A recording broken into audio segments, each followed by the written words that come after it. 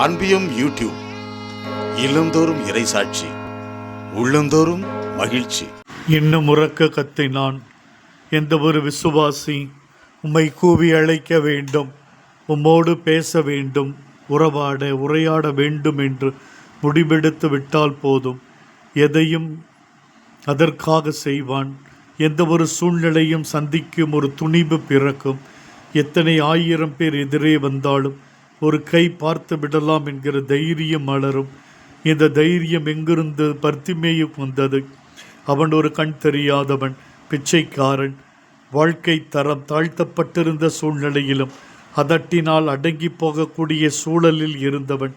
இத்தனை மக்கள் கூவி அழைக்காதே என்று அதட்டின வேளையில் தன்னந்தனியாயிருந்தவன் இன்று இன்னும் நான் உறக்க கத்துவேன் என்று கத்துகிறான் என்றால் யார் கொடுத்த தைரியம்? யார் இருக்கிறார்கள் என்று உணர்ந்த தைரியம்? அவனிடம் முழு விசுவாச கவனம் முழுவதும் எதிர்க்கும் மக்கள் மீது இல்லை, வாழ்க்கையை கொடுக்கும் பார்வையை பெற்றுத்தரும் ஆண்டவர் மீதே இருந்தது. கண்களை பதிய வையுங்கள் என்று அழைத்தீரே, கண்களை பதிய வைத்தான், பார்வை பெற்று கொண்டான்.